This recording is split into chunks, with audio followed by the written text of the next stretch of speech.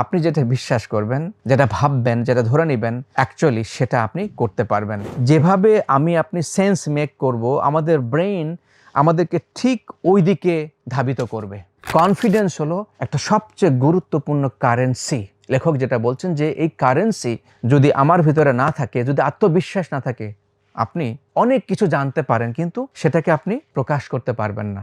মানুষের ভেতরের ক্ষত আমাদেরকে দীর্ঘ সময় প্রভাবিত করে, আমাদের ভিতরে প্রভাবিত করে এইভাবে, আমি পারবো না, আমাকে দিয়ে হবে না। হাতির কিন্তু বিশাল শক্তি, সে চাইলে চেনটাকে ছিঁড়ে সে আগে যেতে পারে, কিন্তু হাতিটি ইন্টারেস্টিংলি এই চেন ভাঙার চেষ্টাই করে না। কেননা তার ভিতরে ওই কনফিডেন্সটা এক্সিস্ট করে না। আজকে আমার আপনার ভিতরে ইনভিজিবল চেইন আমাকে আমাদের চারিদিক থেকে আমাকে ঘিরে রেখেছে। আমি কি পারবো? আমাকে দিয়ে কি হবে? ফর অ্যান এক্সাম্পল, আপনি কারোর সাথে দেখা করতে যাবেন, কারোর সাথে মিটিং করতে যাবেন, সেখানে যাওয়ার আগে এই থিয়েটার অফ দ্য মাইন্ড আপনি অ্যাপ্লাই করতে পারেন। সো সেলফ ইমেজ বাড়ানোর মাধ্যমে লেখক বলছে একটা মানুষ তার জীবনের অভীষ্ট লক্ষ্যে পৌঁছাতে পারে।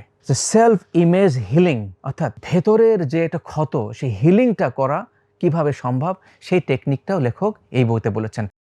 সালামু আলাইকুম ওয়া রাহমাতুল্লাহ। বইটাকে আপনাদের সবাইকে স্বাগত জানাচ্ছি। আমি কোচ কামরুল হাসান।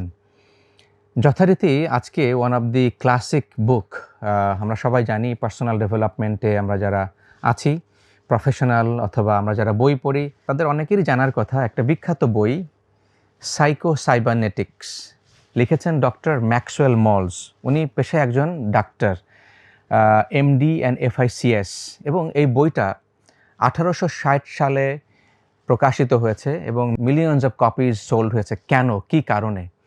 এবং এই বইটার ইম্প্যাক্ট এত গভীর, আমি আপনাদেরকে এখানে 5টা গল্প বলতে চাই। এবং এই গল্পের মাধ্যমে যে গল্পগুলো এই বইতে বলা হয়েছে, নট নেসেসারিলি যে গল্পগুলো আমি আমার মতো করে বলছি, এই গল্পের মাধ্যমে লেখক তুলে ধরেছেন এই বইটার উপকারিতা, উপযোগিতা এবং প্র্যাকটিক্যাল টুলস, যেটা সায়েন্টিফিক্যালি প্রুভেন। আপনারা বুঝতেই পারছেন লেখক একজন ডাক্তার এবং উচ্চতর ডিগ্রি সম্পন্ন। প্রথম যে গল্পটা লেখক বলেছেন, এটা একটা খুবই হৃদয়স্পর্শী ঘটনা।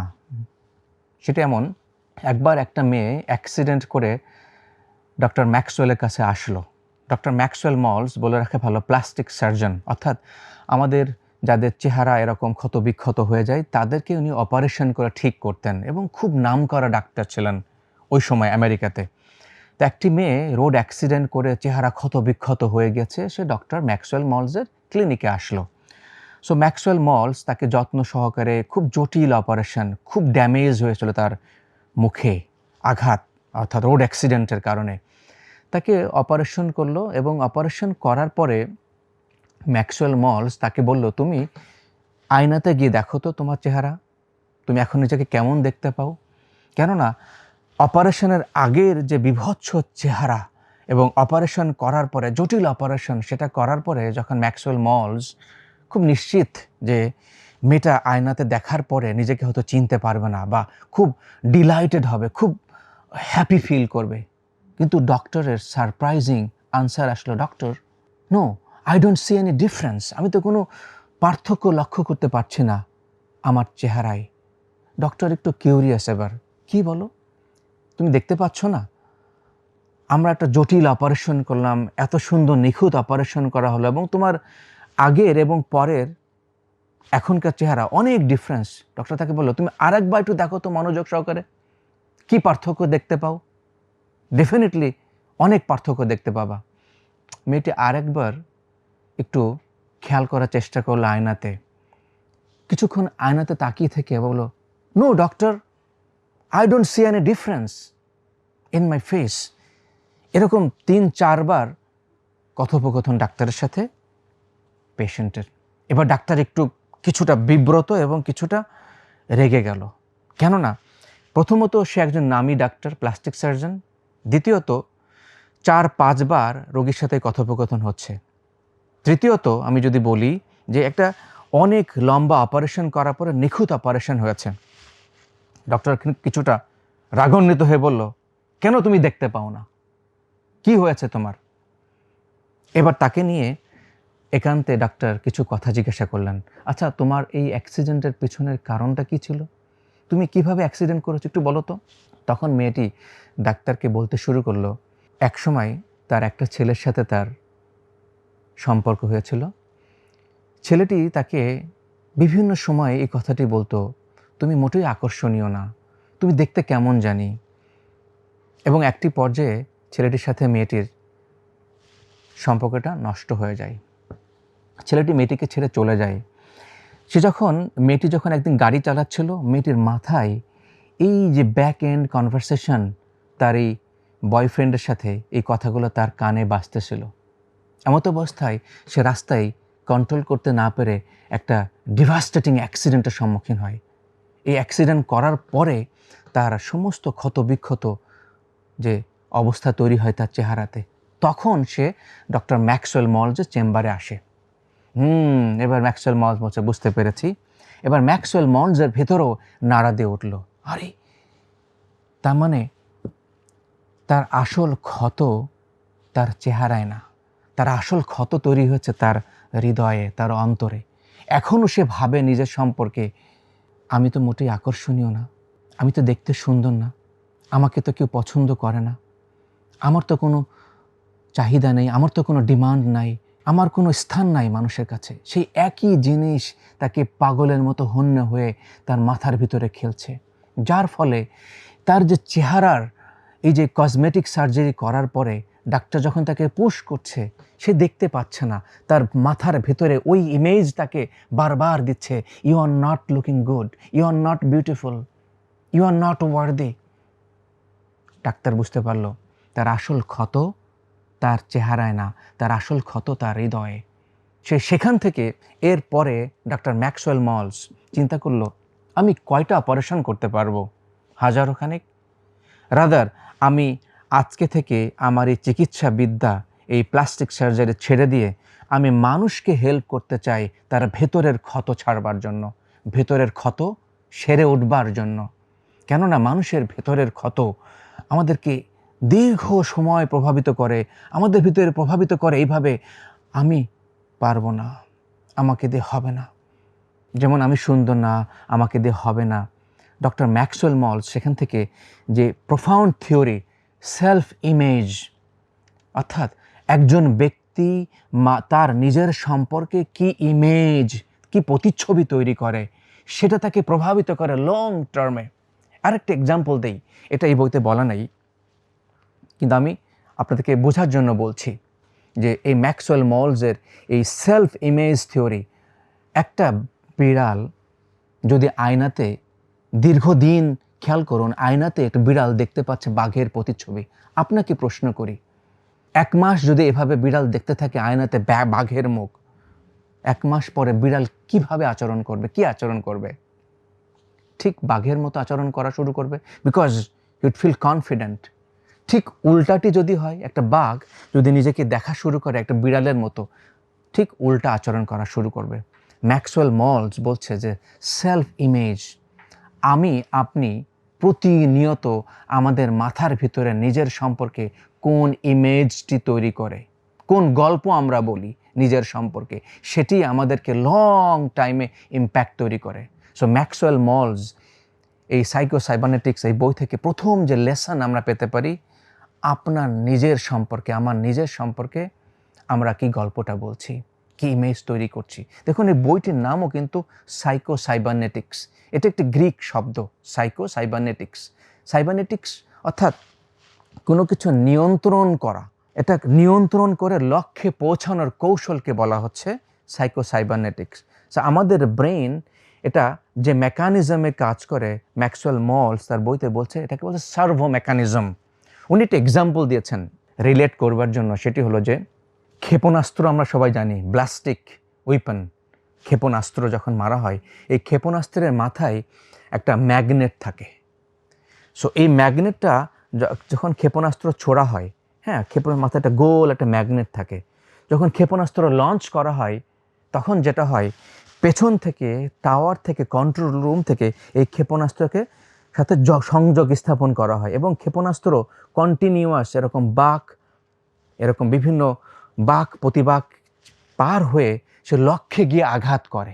এটা হলো সার্ভো মেকানিজম বলে। এই সার্ভো মেকানিজমটা আমাদের ব্রেনে ইনবিল্ট। সেটাকেই বলছে সাইকোসাইবারনেটিক্স। ব্রেনের ভিতরে এই যে বিভিন্ন ডাইরেকশন চেঞ্জ করে লক্ষ্য অর্জন করার যে কৌশল, সেই জন্যই লেখক এই বইটির নাম দিয়েছেন সাইকোসাইবারনেটিক্স। আর এই কনসেপ্টের উপরে বেস করেই যে ব্লাস্টিক ক্ষেপণাস্ত্র যে লক্ষ্যে পৌঁছায়, লক্ষ্যে আঘাত করে, এবং আঘাত করার সময় সে নানা রকমভাবে সে দিক পরিবর্তন করে, কিন্তু তার লক্ষ্যে গিয়ে সে আলটিমেটলি আঘাত করে। পিছনের কন্ট্রোল রুমের কন্ট্রোল মেকানিজমের সাথে এই যে ক্ষেপণাস্ত্রের মাথার সাথে সে সংযুক্ত থাকে এবং তাকে ডাইরেকশন দেয়। আমাদের ব্রেন, লেখক বলছে যে ঠিক তদ্রূপভাবে কন্টিনিউয়াস বেসিসে আমাদেরকে গাইড করে, like the servo mechanism.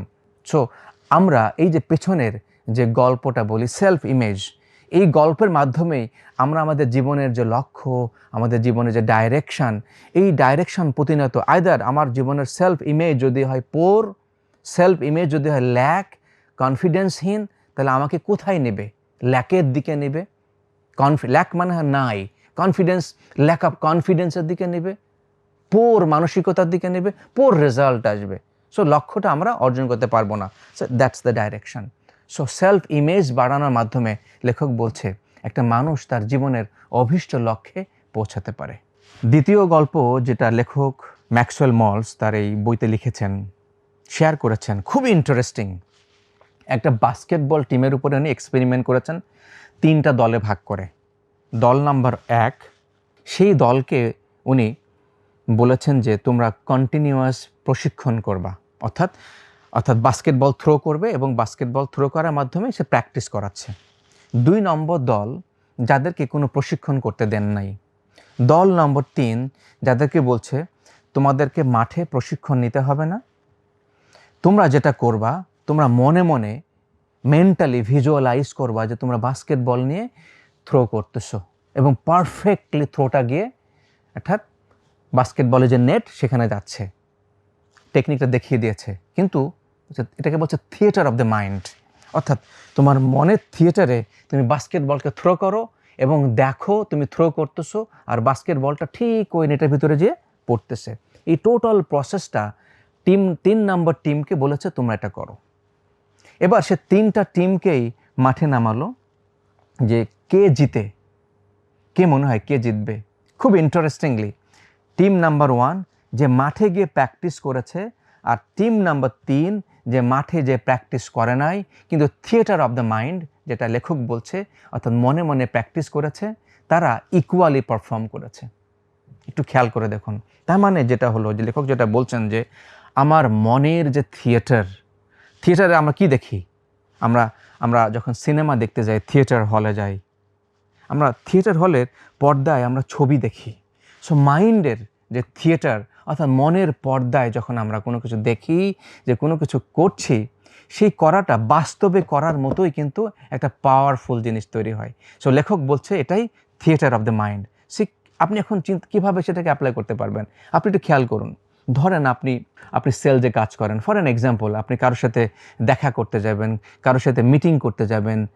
So সেখানে যাওয়ার আগে এই থিয়েটার অফ দ্য মাইন্ড আপনি অ্যাপ্লাই করতে পারেন লেখক যেভাবে বলছেন। তো দেখা যাবে যে বাস্তবে যখন আপনি ওই যে বাস্কেটবল খেলার মতো মাঠে যাচ্ছে, আর বাস্তবে যখন আপনি কারোর সাথে সাক্ষাৎ করছেন, এই theatre of the mind practice করে যাওয়ার ফলে আপনি সেই ব্যক্তির সাথে সুন্দর করে যেভাবে আপনি থিয়েটার অফ দ্য মাইন্ডে প্র্যাকটিস করেছেন মেন্টালি ভিজুয়ালাইজ করে, আপনি এক্স্যাক্টলি সেখানে গিয়ে সেটা করতে পারবেন। What a powerful technique. So let's apply that. Third story, লেখক ম্যাক্সওয়েল মলস বইতে যেভাবে বলছেন যে একজন সোলজার যে ব্যাটেলফিল্ডে কাজ করত, ব্যাটেলফিল্ডে অর্থাৎ যুদ্ধক্ষেত্রে কাজ করত, সে ব্যাটেলফিল্ডে কাজ করতে যেয়ে সে আহত হয়েছিল এবং ডিভাস্টেটিং অর্থাৎ ভীষণভাবে আহত। এই ভীষণভাবে আহত হওয়ার পরে সে অত্যন্ত নার্ভাস এবং সে ল্যাক অর্থাৎ ফিয়ারফুলনেস তার ভিতরে তৈরি হয়েছিল। সেই ব্যক্তি এগেইন ম্যাক্সওয়েল মলসের কাছে এসেছিল এবং তার সার্জারি হয়েছিল, ম্যাক্সোফেশিয়াল সার্জারি। সো সার্জারি হওয়ার পরেও সেই সৈনিকটি মানুষের সামনে যেতে সে সাহস পেত না, সে খুব ভয়ে অর্থাৎ একটা তার ভিতরে ল্যাক অফ কনফিডেন্স এবং একটা ফিয়ারফুলনেস তৈরি হয়েছিল। সো ম্যাক্সওয়েল মলস বলছে যে সে যুদ্ধক্ষেত্রে এবং তার যে ডিভাস্টেশন, এটার ফলে যে নার্ভাসনেস এবং তার যে একটা ক্ষতবিক্ষত অবস্থা, সেইটা সে অপারেশন করার পরেও সেটাকে রিকভারি করতে পারে নাই। অর্থাৎ একজন সৈনিক, একজন মানুষ যেটা ফেস করে বাস্তব জীবনে, যখন তার নেগেটিভিটি তার ভিতরে বা কোনো ক্ষত জার্নি তৈরি হয়, সেটা অ্যাকচুয়ালি ওই ল্যাক বা কনফিডেন্স, যেটা আমরা আগের গল্পতে বলেছিলাম, মোটামুটি এখানেও একইভাবে কিন্তু একটা সৈনিক তার জীবনে কিভাবে প্রভাব পড়েছে সেই কথাটা বলছে। যে উন্ডেড সোলজার, সেও সার্জারি করার পরে সেখান থেকে সে রিকভারি করতে পারছে না। সো এই টেকনিক, যে সেলফ ইমেজ হিলিং, অর্থাৎ ভেতরের যে একটা ক্ষত, সেই হিলিংটা করা কিভাবে সম্ভব, সেই টেকনিকটাও লেখক এই বইতে বলেছেন। আরেকটি ইন্টারেস্টিং স্টোরি বলবো, আমরা যারা স্টুডেন্ট, এটা লেখক যেটা বলছেন যে একটা স্টুডেন্ট কন্টিনিউয়াস বেসিসে সি গ্রেড পাইতো, এবং সি গ্রেড পাওয়ার পিছনে একটা ইন্টারেস্টিং কারণ ছিল। সে ভাবতো যে আমার আইকিউটা ভেরি পোর, সামহট কোনো একটা রেজাল্টে তার আইকিউটা ভেরি পোর, এই বইতে যেটা বলছে যে পোর দেখিয়েছে। তো এরকম কন্টিনিউয়াস বেসিসে সি পাচ্ছে। একদিন তার টিচার তার কাছে গিয়ে বলল, দেখো তুমি এতদিন যে সি পেয়েছো, এখানে না একটা মারাত্মক ভুল হয়েছে। ভুলটা কি জানো? তোমার এই ক্যালকুলেশন, যে টেবুলেশন শিট, যেখানে রেজাল্ট ক্যালকুলেট করা হয়, এখানে না মিস্টেক হয়েছে। যে মিস্টেক হয়ে তুমি অ্যাকচুয়ালি এ পাইতা, কিন্তু ওই জায়গায় মিস্টেকেনলি টিচার তোমাকে সি দিয়েছে, এটা একটা মিস্টেক ছিল। সে তখন অবাক, আরে এটা একটা মিস্টেক, সে অ্যাকচুয়ালি এ ডিজার্ভ করে, এ পেয়েছিল কিন্তু ভুলে তাকে সি দেওয়া হয়েছে। এই কথাটা যখন তার ব্রেনের ভিতরে খেললো, মানে ব্রেইন যখন সেটাকে কনসিভ করলো, নিল, পরবর্তীতে সে সমস্ত পরীক্ষায় এ পাওয়া শুরু করলো। খেয়াল করুন যে ম্যাক্সওয়েল মলস বলছে যে মানুষ যেটা বিশ্বাস করা শুরু করে, আত্মবিশ্বাস যখন তৈরি হয়, মনে বিশ্বাস, অর্থাৎ মন থেকে সে যখন মেনে নিয়েছে আসলে সেটা ভুল ছিল, আমি এ পেয়েছি, আমাকে ভুলে সি দেওয়া হয়েছে, সো পরবর্তীতে সেই বাস্তবতার প্রতিফলন হলো তার কর্মকাণ্ডে, এক্সামে, লাস্টে, পরবর্তীতে প্রতিটা জায়গায় এ পাওয়া শুরু করলো। সো ম্যাক্সওয়েল মলস এই গল্পটা বলছেন যে কিভাবে এই মনোজগতে, বিশ্বাসের জগতে কাজ করে। অর্থাৎ আপনি যেটা বিশ্বাস করবেন, যেটা ভাববেন, যেটা ধরে নেবেন, অ্যাকচুয়ালি সেটা আপনি করতে পারবেন। সো আমরা এই এক্সপেরিমেন্ট থেকে যেটা বুঝতে পারি যে আজকে আপনি অনেক কিছু হয়তো বা বিশ্বাস করছি, ধরে নিয়েছি যে এভাবে হয়, এটাকে আমরা বলি প্রোটোটাইপ। সো লেখক সেটাকে বলছেন যে এই বিশ্বাসের জায়গাটা আমাদের ভাঙতে হবে। কিভাবে ভাঙতে হবে?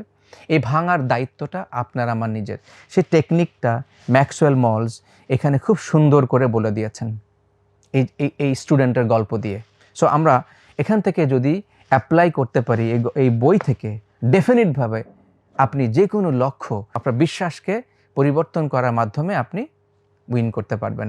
লেখক এই বইতে আরেকটি গল্প বলেছে যে একজন গাড়ি বিক্রেতা, সেই গাড়ি বিক্রেতা যেটা করতো, যে সে একজন সফল গাড়ি বিক্রেতা, তাকে যে টেকনিকটা শেখানো হয়েছিল, ম্যাক্সওয়েল মলস যেটা বলছেন যে প্রতিবার সে যখন কাস্টমারের কাছে মিট করবে, সে আগে থেকেই চিন্তা করবে যে কাস্টমার, সে যেটা প্রপোজাল দিচ্ছে, সে যে গাড়ি সম্পর্কে বলছে এবং যেটা অফার করছে, সে মনে মনে দেখবে, চিন্তা করবে, ভাববে যে কাস্টমার তার সে ভাবনাকে, তার সে অফারটাকে অ্যাকসেপ্ট করে নিয়েছে। সে বলছে যে 10 to 20 মিনিটস, মোটামুটি অ্যাবাউট 20 মিনিটস লং যদি আপনি এই ভিজুয়ালাইজেশনটা করতে পারেন, সো কন্টিনিউয়াস বেসিসে সে 1 মাস ধরে তাকে প্রশিক্ষণ দিয়েছে। দেখা গেল যে সেই সেলসম্যান, তার সফলতার হার অনেক অংশে বেড়ে গেছে। অর্থাৎ সে যেভাবে কাস্টমারের কাছে উপস্থাপন করছে এবং আগে থেকে সে যেভাবে দেখছে, কাস্টমার এগ্রি করছে, কাস্টমার অ্যাকসেপ্ট করছে তার প্রপোজাল, অ্যাজ এ রেজাল্ট তার গাড়ি বিক্রি হার অনেক বেড়ে গিয়েছে। সো ম্যাক্সওয়েল মলস এই 5টা বিখ্যাত লেসন দিয়ে আমরা যেটা বুঝতে পারি যে কোনো কিছু অ্যাচিভ করার হার, গোল হতে পারে, বিক্রি হতে পারে, বা প্রেজেন্টেশন হতে পারে, অর্থাৎ সেটাকে অর্জন করার জন্য আপনি মেন্টালি যে প্রিপারেশন নেবেন, আপনার আত্মবিশ্বাসের জায়গাটা যেভাবে দেখবেন, আপনি যেভাবে ভাববেন, এই সবগুলো পজিটিভ এবং নেগেটিভ দুইভাবেই প্রভাবিত করে। এখন আপনি যদি পজিটিভভাবে ভাবি তাহলে পজিটিভভাবে আমাকে ইম্প্যাক্ট করবে, আর যদি নেগেটিভভাবে ভাবি তাহলে এই যে সাইকোসাইবারনেটিক্স বইতে যেটা বলা হচ্ছে যে সেটা আমাকে ঠিক সেভাবেই প্রভাবিত করে।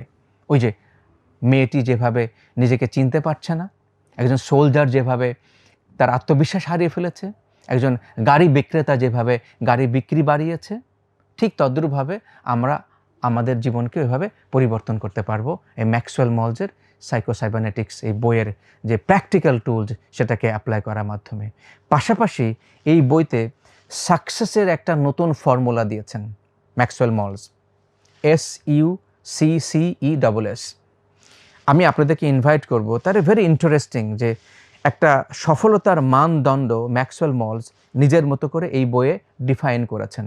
ম্যাক্সওয়েল মলজ তার সাইকোসাইবারনেটিক্স বইতে সাকসেসটাকে যেভাবে রিডিফাইন করেছেন পাঠকদের জন্য, সেটা আমি আপনাদের সামনে তুলে ধরছি।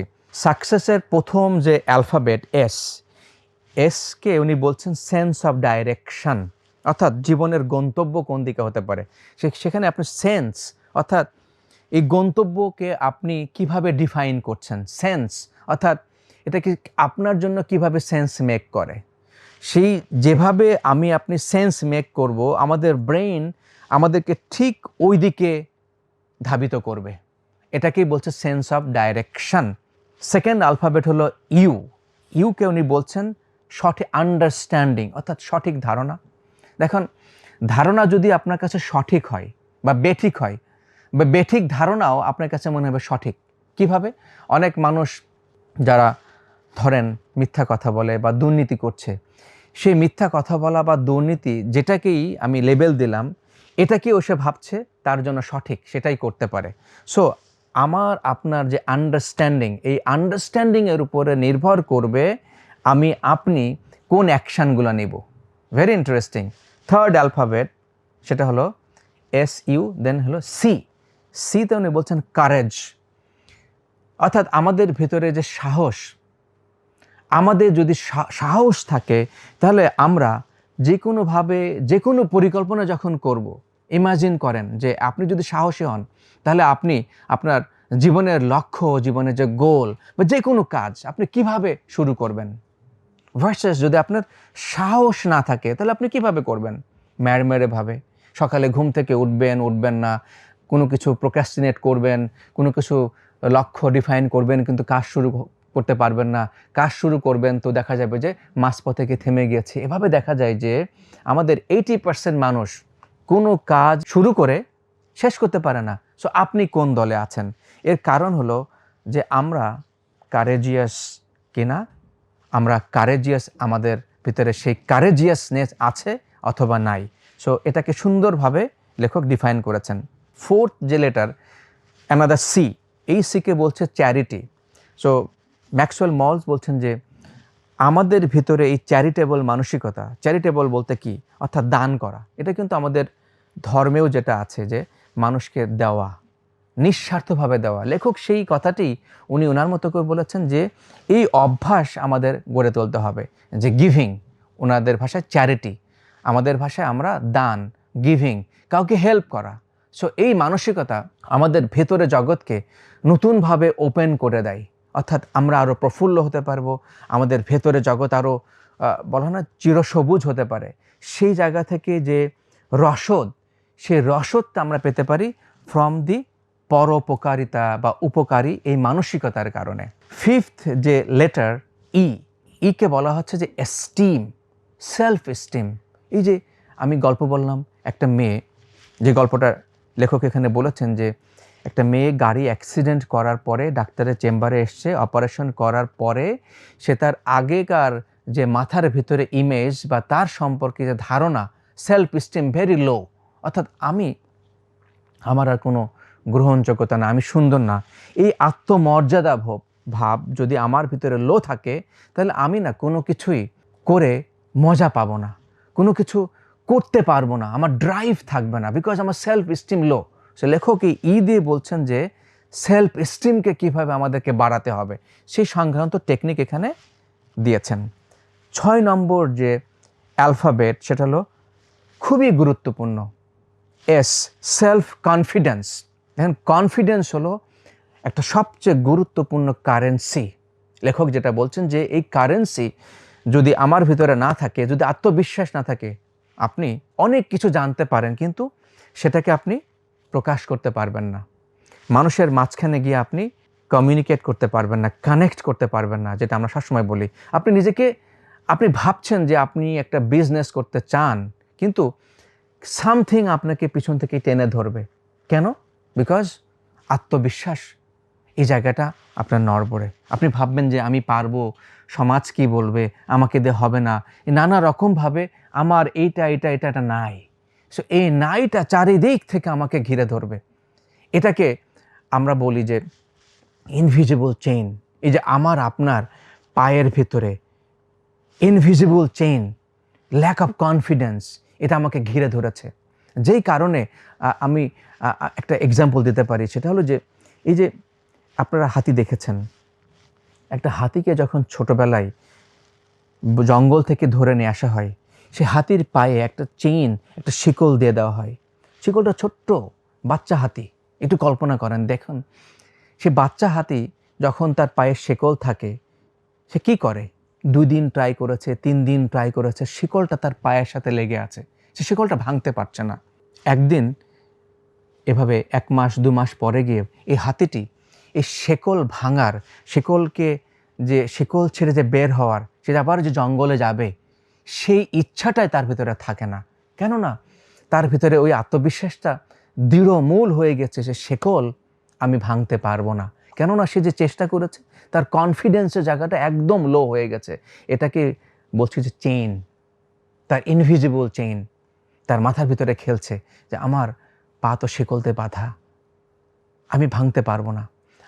আপনি আজকে এই আমাদের ভিতরে এই ইনভিজিবল চেইন, এবার আমি কানেক্ট করি যে ওই বাচ্চা হাতি যখন বড় হয়ে যাচ্ছে, ইমাজিন, কল্পনা করুন একটা বিশাল আকারের হাতি, তখনও সে হাতির পায়ে ওই সিমিলার সে চেইনটা দিয়ে আটকানো, কিন্তু এখন সে হাতির কিন্তু বিশাল শক্তি, সে চাইলে চেইনটাকে ছিঁড়ে সে আগে যেতে পারে।